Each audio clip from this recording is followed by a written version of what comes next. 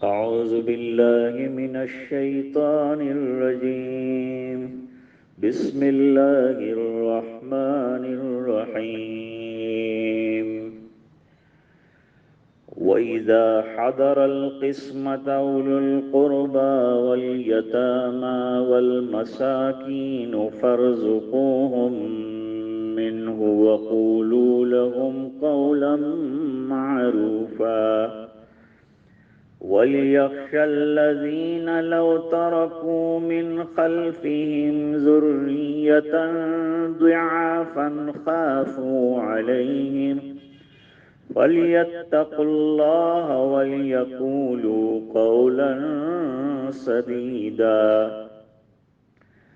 إن الذين يأكلون أموال اليتامى ظلما إنما يأكلون في بطونهم نارا وسيصلون سعيرا. صدق اللہ العظیم.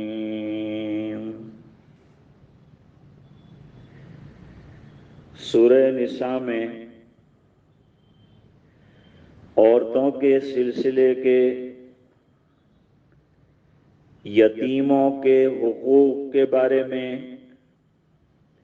ان کے ساتھ حسن سلوک کرنا، انصاف کرنا، مہر اچھی طرح سے ادا کرنا، یتیموں کا مال ہڑپ ہونے سے بچانا، ان کی نگہداشت کرنا، اور جب وہ سوجھ بوجھ اختیار کر لیں تو ان کا مال گواہوں کی حاضری میں ان کو واپس کرنا. پھر قانون وراثت کے سلسلے میں اللہ نے فرمایا نصیبا مفروضا، ہر ایک کا حصہ طے ہے اور اللہ کی طرف سے معین ہے، اور اس میں اپنی عقل کو اور فہم کو بروئے کار لانے کی ضرورت نہیں ہے، بلکہ جو حصص اللہ تعالیٰ نے طے فرمائے ہیں اس کے مطابق دیا جائے. آج کے سبق میں ایک اور اہم بات آ رہی ہے، وہ یہ ہے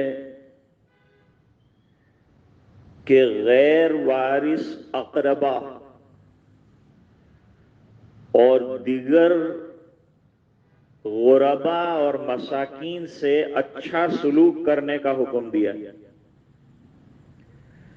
ویسے بھی مساکین کے ساتھ اچھا سلوک کرنے کے لیے دوسری آیات میں بھی کہا گیا ہے. یہاں ایک خاص پیرایا ہے جس کے ماتحت اس کا ذکر آیا ہے. اور غربا کے ساتھ ہمدردی کرنا، جیسے فرمایا اما الیتیم فلا تقہر واما السائل فلا تنہر. یہاں جو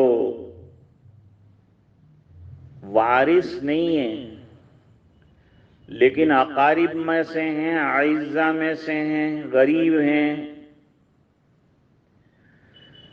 جب وہ کسی مرنار کی وراثت کے تقسیم کی بات سنیں گے تو امیدیں لے کر جب مال تقسیم ہو رہا ہوگا وہ بھی آ جائیں گے، اس امید پر کہ بھئی دور کے کوئی رشتہ دار ہم بھی ہوتے ہیں، لیکن شرعاً ان کا میراث کے اندر حصہ نہیں ہوتا. تو ان کے ساتھ کیا کیا جائے؟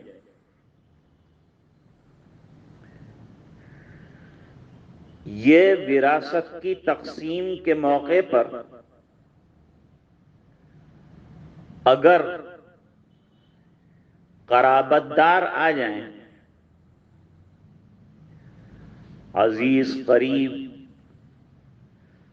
جو شرعن تو اس وراثت کے حقدار نہیں ہیں، لیکن امید لے کر آئے ہیں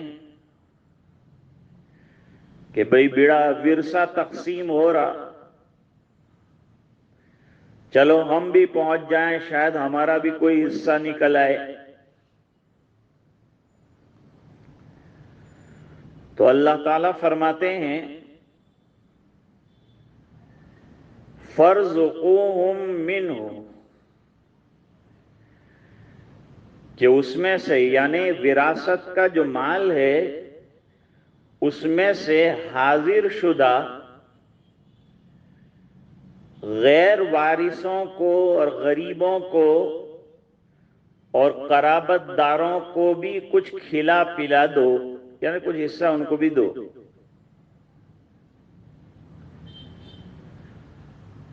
یاد رہنا چاہیے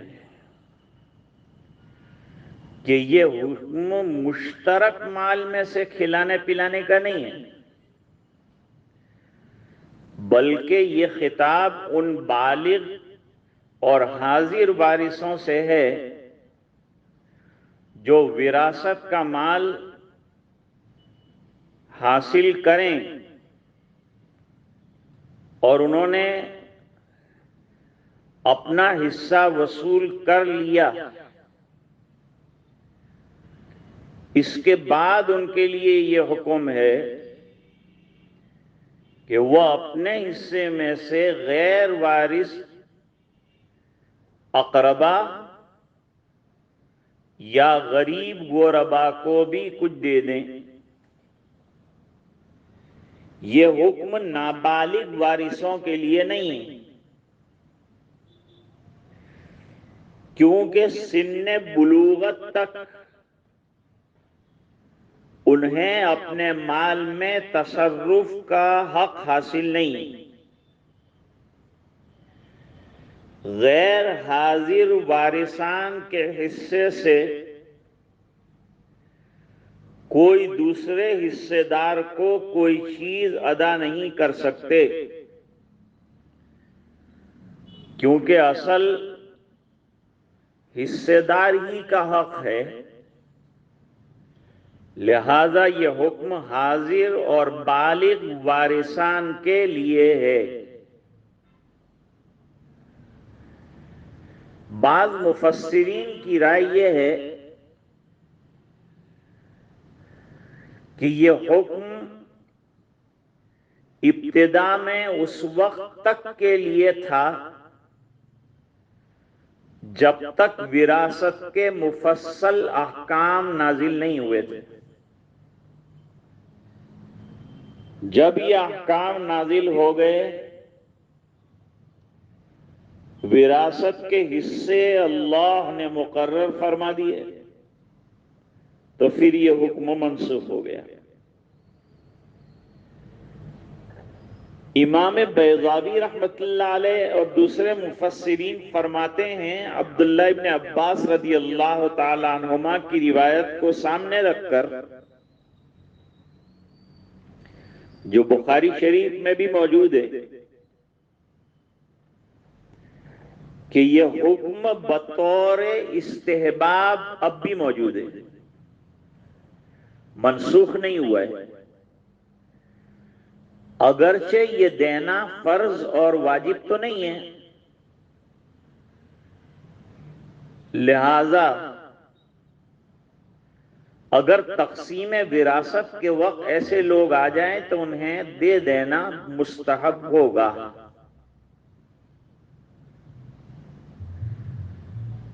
آگے اللہ تعالیٰ فرماتے ہیں، ان آیات کو اچھی طرح سمجھنا ہے، قرآن کریم کو سمجھنا اصل ہے، کیونکہ سمجھیں گے تو اس پر عمل کرنا بھی آسان ہوگا، اور ہمارا عمل قرآن کریم کے حدیث کے مطابق ہو۔ وراثت کے معاملے میں لوگ کافی گڑبڑ کرتے ہیں، حق والوں کو حق نہیں دیتے، تو یہ تو جن کا حق نہیں ہے ان کو کچھ دینے کی بات ہے، کیا دیں گے؟ لیکن قرآن کریم کی بات سنو کیا کہتا ہے، حقداروں کو تو پورا حق ملنا ہی ملنا ہے۔ لیکن جن کا حق نہیں نکلتا اور امید لے کر آئے ہیں ان کو بھی کچھ دینے کے لیے کہا جا رہا ہے۔ لوگوں نے اس پر عمل چھوڑ دیا ہے۔ ابن عباس رضی اللہ تعالیٰ عنہما فرماتے ہیں دینا مستحب ہے۔ اب آگے اللہ تعالیٰ ارشاد فرماتے ہیں وَقُولُوا لَهُمْ قَوْلًا مَعْرُوفًا، یہ جو لوگ آئیں گے ان کی دل شکنی نہ ہو جائے، یعنی ڈانٹ ڈپٹ کر ان کو نکال نہ دیا جائے، سخت کلامی ان کے ساتھ نہ کی جائے۔ یہ تو بیچارے امید لے کر آئے ہیں، ایک تو یہ کہ ان کا حق نہیں نکلا تو وہ بات ان سے کہی جائے کہ شریعت کے قانون کے مطابق تم کو اندر سے کچھ نہیں مل سکتا، لیکن جب تم آئے ہو تو ہمارے حصوں میں جو آیا ہے اس میں سے ہم لوگ خوش دلی سے تمہیں جو دے دیں لے لو، کیونکہ تم تو خالی ہاتھ آئے تھے اور کچھ لے کر جا رہے ہو، تو ان کو نکال نہ دینا اور برا سلوک اور بد کلامی ان سے نہ کرنا، سخت کلامی نہ کرنا۔ قولم معروفا، معروف اچھی بات کو کہتے ہیں، درست بات کو کہتے ہیں، نرم کلامی کو کہتے ہیں، تو ان کے ساتھ سخت کلامی سے پیش نہ آیا جائے۔ ویسے بھی سخت کلامی سائل کے ساتھ، مسکین کے ساتھ اچھی نہیں، وہ تو دل ٹوٹا ہوا انسان ہے، شکستہ خاطری اور شکستہ مالی اور شکستہ حالی کا شکار ہے۔ پھر اوپر سے ہم کڑوے کسیلے جملے کہہ کر اس کا دل مزید توڑیں، تو ہم دل جوڑ نہیں سکتے تو کم سے کم توڑیں تو نہیں۔ تو ان کے ساتھ حسن کلام کیا جائے تو وہ مان جائیں گے۔ فقہا نے مشترک مال کے بہت سے مسائل بیان فرمائے۔ جس مال کے کئی حصے دار ہوں وہ مال تمام حصہ داروں کی رضامندی کے بغیر خرچ نہیں کیا جا سکتا۔ کسی حصے دار کی غیر حاضری میں کسی دوسرے کو حق نہیں پہنچتا کہ وہ مال کی ادنا سے ادنا مقدار میں بھی تصرف کرے۔ اس لیے علماء نے فرمایا کہ مشترک مال جو ابھی تقسیم نہیں ہوا ہے اس میں سے صدقہ خیرات بھی نہیں کر سکتے۔ اسی طرح چھوٹے بچے جنہیں ابھی مال پر اپنے تصرف حاصل نہیں ہوا ہے ان کے مال کو کسی کے حوالے کر دینا، چاہے وہ صدقہ خیرات ہی کی قبیل سے ہو، جائز نہیں۔ جیسے یتیم کا مال خود کھانا حرام ہے، کسی دوسرے کو کھلانا بھی حرام ہے، تو پھر صدقہ و خیرات اس میں کیسے کر سکتے ہیں؟ ان کی غیر موجودگی اور حصے کی تقسیم سے پہلے اور ان کی ناراضگی کے ساتھ۔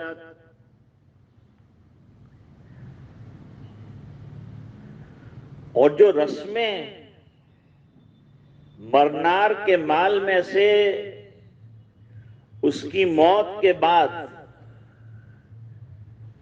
جیسے 40واں ہے، تیجا ہے، یہ تمام چیزوں کے اندر میت کا مال خرچ کرنا اس کی بھی اجازت نہیں، لہذا کسی شخص کو یہ حق نہیں پہنچتا کہ تمام حقداران کی اجازت کے بغیر اس میں سے خرچ کرے، چاہے ایصال ثواب ہی کے لیے کیوں نہ ہو۔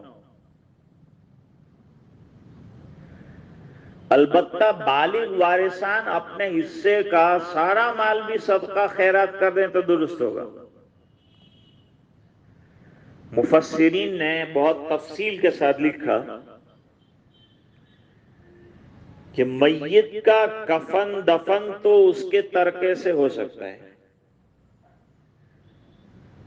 مگر میت کی چارپائی کے اوپر ڈالی جانے والی چادر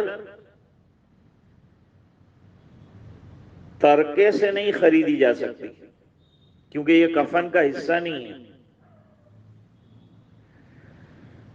بعض اوقات میت کو غسل دینے کے لیے نئے برتن خریدے جاتے ہیں، ترکے کا مال اس پر بھی خرچ نہیں کیا جا سکتا،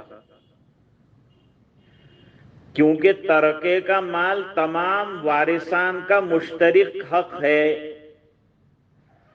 جب یہ مشترک مال ٹھہرا تو بغیر تمام کے تقسیم اور اجازت کے اس کا خرچ کرنا جائز نہیں۔ مرنار کے ترکے میں سے اس کے کفن دفن غسل کے سلسلے کا خرچ کیا جائے، اور اسی طرح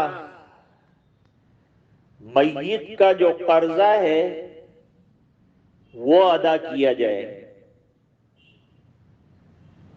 اس کے بعد جو مال بچ جائے اس سے اس کی وصیت 1/3 مال میں سے پوری کی جائے، اور وصیت اتنی زیادہ کی ہے کہ سب مال دے دینا پڑے تو یہ اس طرح کرنا جائز نہیں ہوگا۔ اگر قرضہ ہی اتنا بڑا نکلا کہ کسی کو کچھ نہیں ملے گا، یہ الگ بات ہے، تو وہ قرضہ چکا دینا پڑے گا۔ کفن دفن کے بعد قرضہ چکانے کے بعد 1/3 حصے میں سے میت کی وصیت کو پورا کرنے کے بعد جو مال بچے گا وہ رشتہ داروں کے درمیان شرعی قانون کے مطابق تقسیم ہوگا۔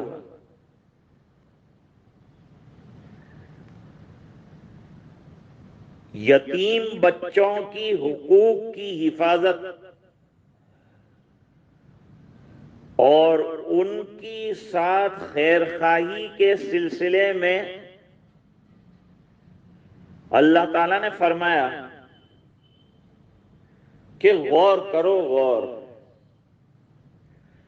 اگر تمہارے بچے خدا نخواستہ یتیم ہو جائیں تو تم ان کی خاطر جس قدر فکر مند ہوں گے اسی قدر دیگر یتیم بچوں کے ساتھ بھی حسن سلوک کرو۔ اگر ان کا مال ولیوں کے قبضے میں آ جاتا ہے تو اس کو بڑھائیں، بچائیں، حفاظت کریں، ضرورت کے مطابق لیں، اسراف نہ کریں، اور ترکہ کے بارے میں بھی بڑا ڈر رکھیں۔ اللہ کے یہاں سب کو حساب دینا ہے، وہ بچے ہیں نہیں سمجھ رہے، لیکن آپ بڑے ہیں سمجھ رہے ہیں، اللہ کے یہاں حساب دینا ہے، اس کا خوف رکھو۔ وَلْيَخْشَ الَّذِينَ لَوْ تَرَكُوا مِنْ خَلْفِهِمْ ذُرِّيَّةً ضِعَافًا خَافُوا عَلَيْهِمْ۔ اور چاہیے کہ وہ لوگ اس بات سے ڈر جائیں کہ اگر وہ خود اپنے پیچھے کمزور اولاد چھوڑ جاتے تو انہیں کتنا خوف محسوس ہوتا، وہ فکر مند ہو جاتے،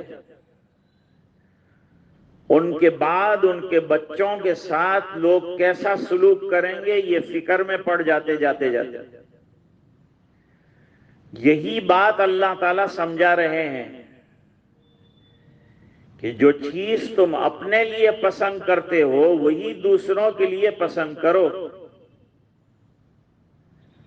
اگر تم چاہتے ہو کہ تمہارے بعد تمہارے چھوٹے بچوں کے ساتھ حسن سلوک ہو، ان کا مال محفوظ رہے، ان کے ساتھ ہمدردانہ اور خیر خواہانہ سلوک کیا جائے، تو تم بھی دوسروں کے بچوں کے ساتھ ایسا ہی کرو۔ یہ مسلمانوں کو اخلاق سکھائے جا رہے ہیں، جو کہتے ہیں نا اخلاق، یہ اخلاق ہے جو قرآن کریم تعلیم دے رہا ہے، یہ اخلاق ہے۔ آپ صلی اللہ علیہ وسلم کا واضح ارشاد ہے، ان تحب لأخیک ما تحب لنفسک، یعنی تم اس وقت تک کامل الایمان نہیں ہو سکتے جب تک تم اپنے بھائی کے لیے وہی چیز پسند نہ کرو جو تم اپنے لیے پسند کرتے ہو،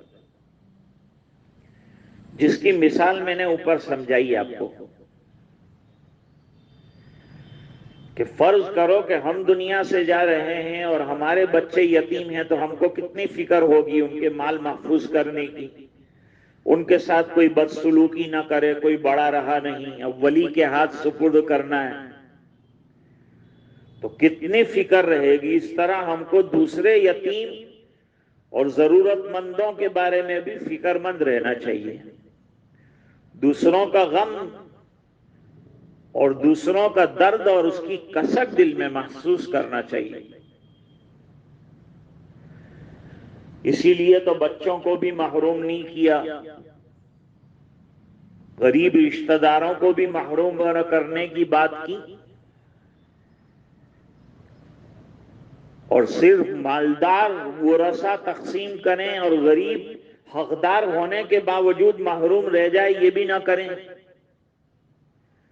لڑکیوں کو اکثر محروم کیا جاتا ہے، بیٹیوں کو محروم کر دیا جاتا ہے، بڑے بھائی کہتے ہیں ہم نے شادی کر دی، ہم نے یہ خرچ کیا وہ خرچ کیا، اب تمہارا کچھ بھی نہیں ہے،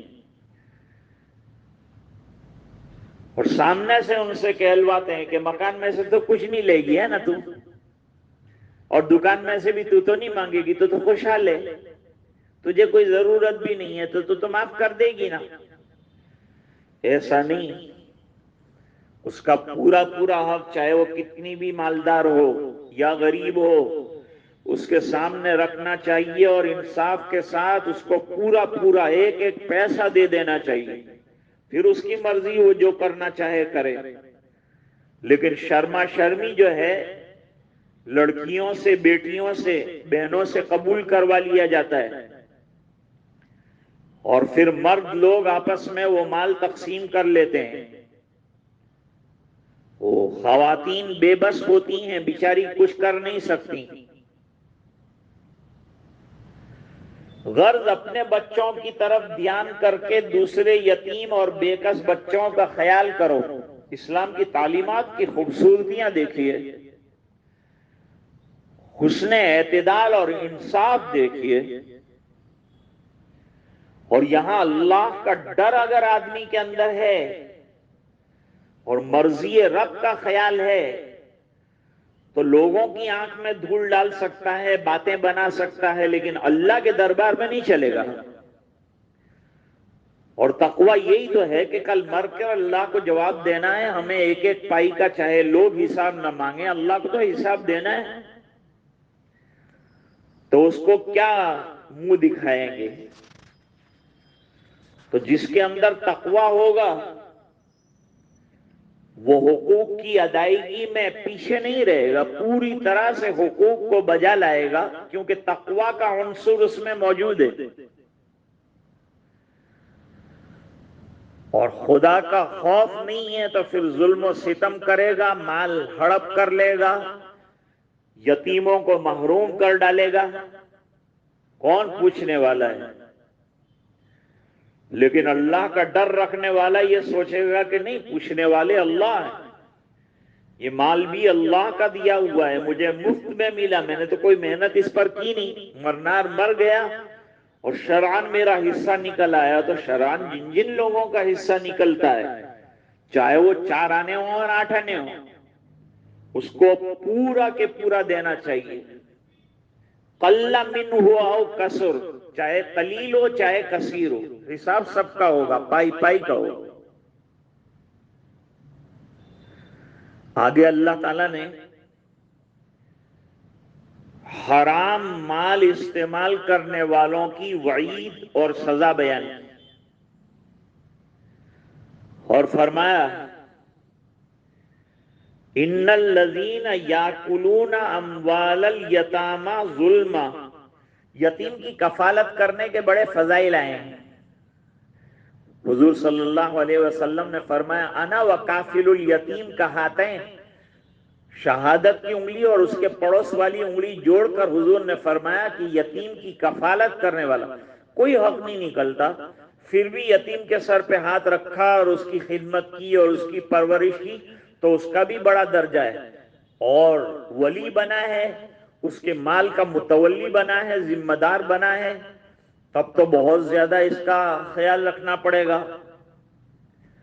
حضور نے فرمایا ایسے لوگ جنت میں میرے ساتھ ہوں گے، حضور کی رفاقت و معیت نصیب ہو جائے، یہ کتنی بڑی بات ہے۔ جیسے اللہ تعالیٰ فرماتے ہیں ان اللہ مع الصابرین، صبر کرنے والوں کے ساتھ اللہ تعالیٰ ہے۔ جیسے اللہ فرماتے ہیں وَأَحْسِنُوا إِنَّ اللَّهَ يُحِبُّ الْمُحْسِنِينَ، احسان کا معاملہ کرو اور حسن سلوک کرو، اللہ تعالیٰ محسنین اور نیکوکاروں کو اور درجہ احسان تک پہنچنے والوں سے محبت فرماتے ہیں، جیسے وہ اللہ سے محبت کرتے ہیں اللہ بھی ان سے محبت کرتے ہیں۔ تو ظلمن اگر یتیم کا مال دبوچ لیا، کھا لیا،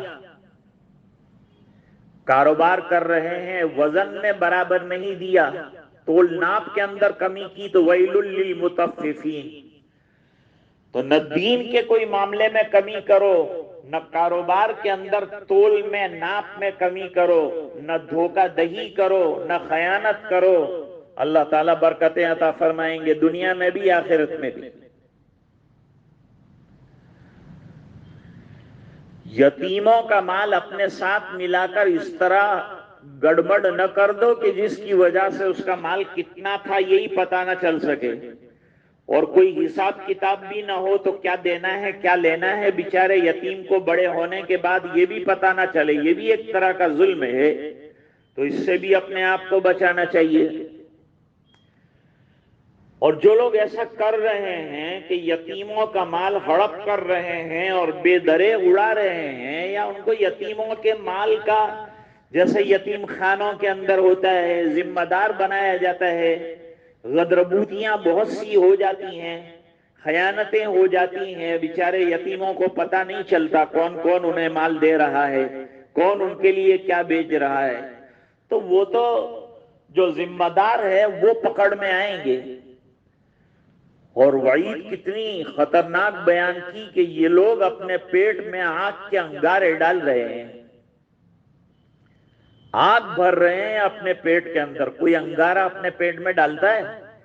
گرم روٹی ذرا سی منہ میں آ جاتی ہے تو ہا ہا ہو ہو کرتے ہیں ہم، انگارے کون کھائے گا؟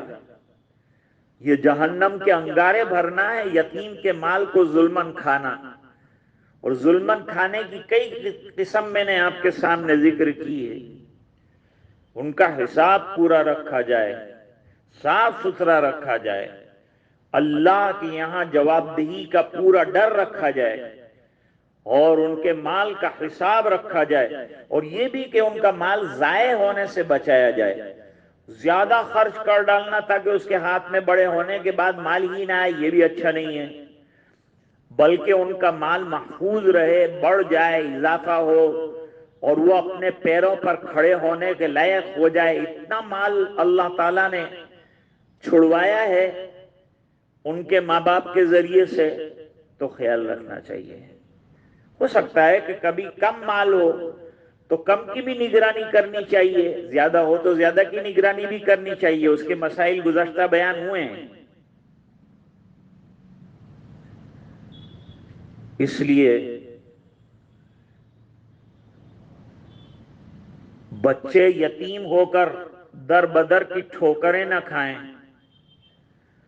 اور ان کا کوئی پرسان حال نہ رہے، اس سے بچانے کے لیے یتیم کے اولیاء کو خاص توجہ دلائی گئی اور مسلم معاشرے کو بھی اس طرف توجہ دلائی گئی اور خاص اس کی طرف رغبت دلائی اور ڈر بھی بتلایا اپنے آپ کو جہنم سے بچانا یہ حقوق کی ادائیگی کی شکل میں یہاں پر بتلایا جا رہا ہے. اور بھی بہت سے طریقے ہیں جس کے ذریعے سے آدمی جہنم سے بچے گا. گناہوں سے بچے گا تو جہنم سے بچے گا, حق تلفیوں سے بچے گا تو جہنم سے بچے گا, سنتوں کے مطابق چلے گا تو جہنم سے بچے گا, اللہ کو راضی کرے گا, رسول کو راضی کرے گا, سنتوں کے مطابق چلے گا, اللہ کے احکام کو پورا کرے گا تو اللہ نے وعدہ کیا ہے ما یفعل اللہ بعذابکم ان شکرتم وآمنتم, اگر تم اللہ کا شکر بجا لاؤ اور اللہ کے احکام کو پورا کرو تو اللہ کیوں تمہیں عذاب دیں گے. اللہ تعالیٰ بے وجہ کسی کو نہ ستاتے ہیں نہ ناکردنی کا حساب اس سے لیتے ہیں. جو کردنی اور کیے ہوئے اعمال اچھے ہیں یا برے ہیں اس کا حساب ہوگا اللہ تعالیٰ کے یہاں. اور اس کے لیے فرمایا فَمَن يَعْمَلْ مِثْقَالَ ذَرَّةٍ خَيْرًا يَرَهُ وَمَن يَعْمَلْ مِثْقَالَ ذَرَّةٍ شَرًّا يَرَهُ. یہ آیت کریمہ بڑی اہم ہے اور بہت بہترین آیت ہے حقوق کی ادائیگی کے سلسلے میں. اور اللہ تعالیٰ کے یہاں ایک ایک چیز کا حساب ہونا ہے, اس کے سلسلے میں بڑی ڈرانے والی الجامعۃ الفاظہ حضرت عائشہ رضی اللہ تعالیٰ عنہ فرماتی ہیں یہ آیت ہے. تو یہاں یتیموں کا مال ناجائز طریقے پر کھانے والوں کو وعید سنائی اور فرمایا کہ یتیموں کا مال کھانے سے ہڑپ کرنے سے بچو, کیونکہ بظاہر تم کو یہ اچھا لگ رہا ہے لیکن حقیقت حال یہ ہے کہ یہ تمہارے لیے جائز نہیں ہے اور تم جہنم کی آگ اپنے پیٹ میں ڈال رہے ہو. تو یہ وعید بتلا کر ہمیں ڈرایا گیا ہے. حقوق کی ادائیگی اور ترکے کی شرعی تقسیم کی طرف توجہ مبذول کروائی گئی ہے اور اس کا خیال رکھا گیا ہے. اللہ تعالی ہمیں سمجھنے کی توفیق عطا فرمائے. بسم اللہ الرحمن الرحیم. یا اول الاولین و یا آخر الاخرین و یا راحم المساکین و یا خیر المسئولین و یا ارحم الراحمین ارحمنا واعف عنا فإنك مجیب الداعین رب اغفر وارحم وانت خیر الراحمین ظلمنا انفسنا وإن لم تغفر لنا وترحمنا لنكونن من الخاسرین ربنا لا تجعلنا فتنة للقوم الظالمین ونجنا برحمتك من القوم الكافرین ربنا آتنا في الدنيا حسنة وفي الآخرة حسنة وقنا عذاب النار وادخلنا الجنة مع الأبرار يا عزيز يا غفار يا أرحم الراحمين.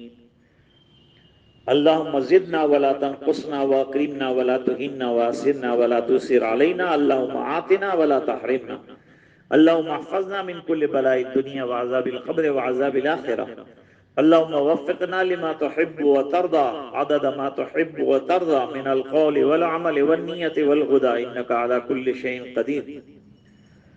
اللهم أعنا على تلاوة القرآن وذكرك وشكرك وحسن عبادتك. اللهم أعطنا فهم القرآن اللهم آتنا ما وعدتنا على رسولك ولا تخزنا يوم القيامة إنك لا تخلف الميعاد. اے اللہ ہمارے گناہوں کو معاف فرما, کوتاہیوں سے درگزر فرما, اپنا فضل اور کرم شامل حال فرما. اے اللہ یہ ٹوٹا پھوٹا قرآن کریم سمجھنے کی ہم کوشش کر رہے ہیں, اپنے فضل سے ہمیں اس کے حقائق سمجھا دے اور اس کی معانی پر عمل کرنے کی توفیق عطا فرما دے. ایک ایک حرف سے عشق عطا فرما دے, پیار عطا فرما دے, رات دن اس کی تلاوت کا جذبہ عطا فرما دے اور اس کی فہم نصیب فرما دے اور اس پر عمل درآمد کرنا ہماری زندگی کا نصب العین بنا دے. اے الہ العالمین جو بیماریاں ہیں وبائیں ہیں اس کو دور فرما دے اور ہماری توبہ کو قبول فرما لے، ہمارے گناہوں کو درگزر فرما دے، اپنا فضل اور کرم شامل حال فرما دے۔ جو دنیا سے تشریف لے گئے جنت میں انہیں اللہ جگہ عطا فرما، پیچھے جو لوگ رہ گئے ہیں رشتہ داران ان تمام کی اللہ تعالی صبر اور اس پر اجر عطا فرما۔ اے اللہ نمازوں کا پابند بنا، سنتوں کا عشق عطا فرما، 100% تیرا نام لینے والا اور پکا مسلمان بنا، ہمارے جان مال عزت آبرو اور ہمارے ایمان کی حفاظت فرما، پورے دنیا کے مسلمانوں کے ایمان کی حفاظت فرما، قرآن کریم پڑھنے تلاوت کرنے کا جذبہ ہمیں عطا فرما، نیکیوں کی طرف چلنا اور اس کا ذوق عطا فرما، سنتوں کا عشق عطا فرما۔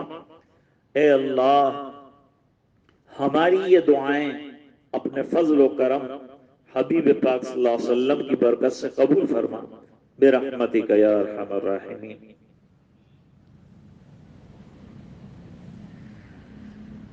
تفسیر اور دعا ختم ہو گئی، چند منٹوں کے لیے مراقبہ کریں گے۔ جو حضرات شامل ہونا چاہیں تو اب مراقبے میں بھی شامل ہو سکتے ہیں، اور جو نہ چاہیں ان پر کوئی زبردستی نہیں ہے، لیکن فائدے کی چیز ہے، اگر کرنا چاہیں تو اس سے روحانی قوت بڑھتی ہے، دل صاف ہوتے ہیں، نیکیوں کا شوق پیدا ہوتا ہے، اللہ کا دھیان نصیب ہوتا ہے۔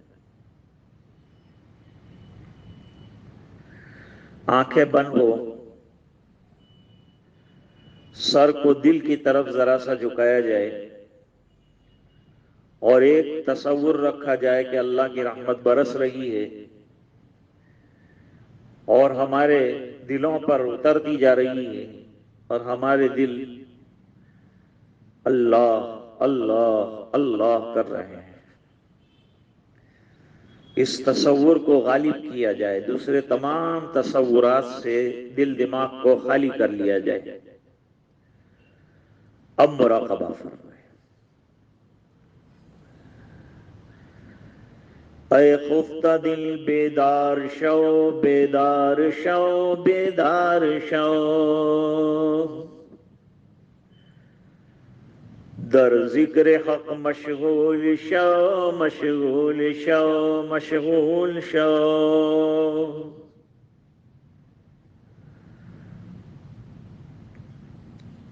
اللہ کی یاد اصل ہے، ہم دنیا کی فکروں میں اتنے پڑ گئے کہ اس کو اصل بنا دیا، اللہ کی یاد کو ضمنی کر دیا۔ دنیا کے کام سے فرصت ہو تو ہم اللہ کی یاد لے کے بیٹھیں، وہ بھی چند منٹوں کے لیے۔ وہ بھی لوگ کہتے ہیں دل نہیں لگتا، بوجھ پڑتا ہے۔ نوٹیں گننے میں بوجھ نہیں پڑتا، کمانے میں بوجھ نہیں پڑتا، لاکھوں روپے گننے میں بوجھ نہیں پڑتا، اللہ کا نام بولنے میں کیا بوجھ پڑنا ہے۔ محبت اگر اللہ سے ہو تو منہ میٹھا ہو جائے، اللہ کا نام زبان پر آئے، دل بھر جائے، چہروں پہ انوار آ جائیں۔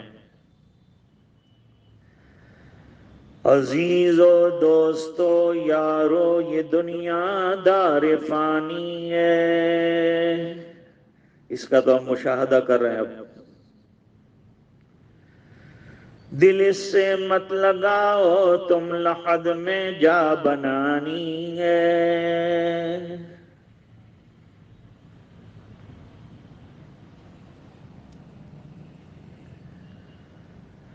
تو روزے رکھ نمازیں پڑھ خدا کو یاد کر ہر دم، کہ یہ نیکی تجھے ایک دن کام آنی ہے۔ یہ آخرت کا تصور ہے، وہاں کام آئے گی۔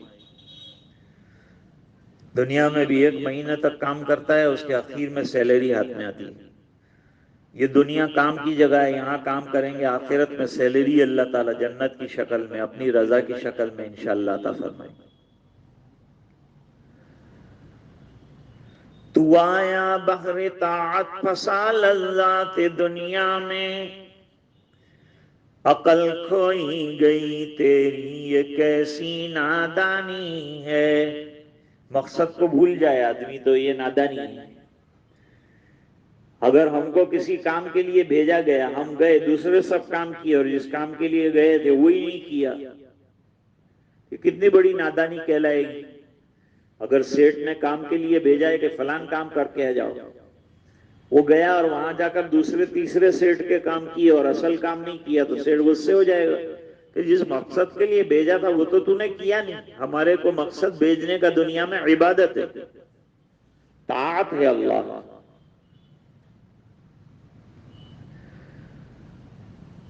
نہ دنیا نہ دولت نہ دھن جائے گا، فقط ساتھ تیرے کفن جائے گا۔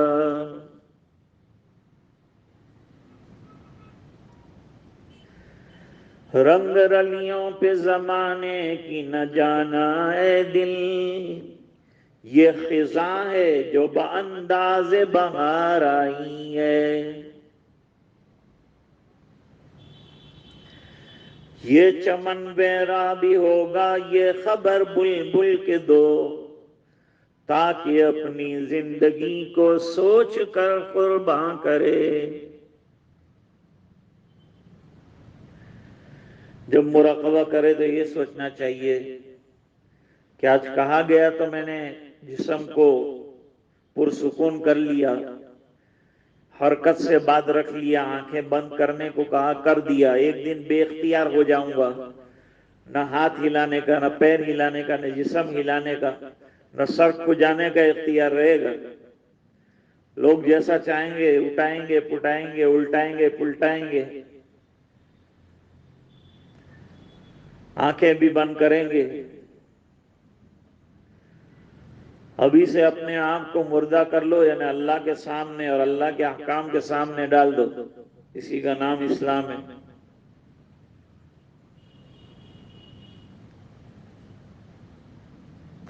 یہی دین ہے۔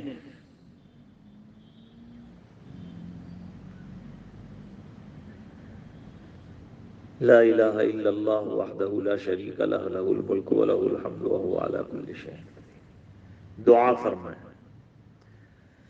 بسم اللہ الرحمن الرحیم، اللہم لک الحمد کلہ ولک الملک کلہ ولک الشکر کلہ والیک یرجع الامر کلہ علانیتہ وسرہ۔ آتنا فی الدنیا حسنہ وفی الآخرۃ حسنۃ وقنا عذاب النار وادخلنا الجنۃ مع الابرار یا عزیز یا غفار۔ اللہم آت نفوسنا تقواها وزکها انت خیر من زکاها انت ولیها مولاها۔ یا مقلب القلوب ثبت قلوبنا علی دینک، یا مصرف القلوب صرف قلوبنا الی طاعتک۔ اللہم طہر قلوبنا من النفاق واعمالنا من الریا والسنتنا من الكذب وعیوننا من الخیانہ فإنک تعلم خائنۃ الأعین وما تخفی الصدور۔ اے اللہ ہمارے گناہوں کو معاف فرما، کوتاہیوں سے درگزر فرما، اپنا فضل اور کرم شامل حال فرما۔ اللہ ہماری زبانوں کو ذاکر بنا دے، دل کو شاکر بنا دے، جسموں کو تیرے احکام پر عامل بنا دے۔ اے اللہ تیری یادوں بھری زندگی ہمیں عطا فرما، غفلت والی زندگی سے ہماری حفاظت فرما، معصیات والی زندگی سے حفاظت فرما۔ اللہ گناہوں کے سمندر میں غرق اپنے فضل سے ہمیں نکال دے، رحم کے اور کرم کے اور عافیت کے معاملے فرما دے۔ تو ہم سے راضی اور خوش ہو جا اور ہمیں اپنا بندہ بنا دے، اپنی رضا دائمی ہمیں عطا فرما دے۔ اللہ دلوں کو نور معرفت سے منور فرما دے۔ ہمارے دل یخ ہو گئے ہیں، اللہ اس کو جاری فرما دے، تیرا نام جاری فرما دے، اللہ اللہ جاری فرما دے۔ دلوں کے بگاڑ کو دور فرما، ظاہر اور باطن دونوں پر شریعت کی عمل نصیب فرما۔ ظاہر بھی شریعت کے تابع بنا دے، باطن بھی شریعت کے تابع بنا دے۔ سنتوں کا پابند بنا دے، قرآن کریم کا عاشق بنا دے، نمازوں کا متوالا بنا دے، نوجوانوں کی زندگیوں کو تبدیل فرما دے۔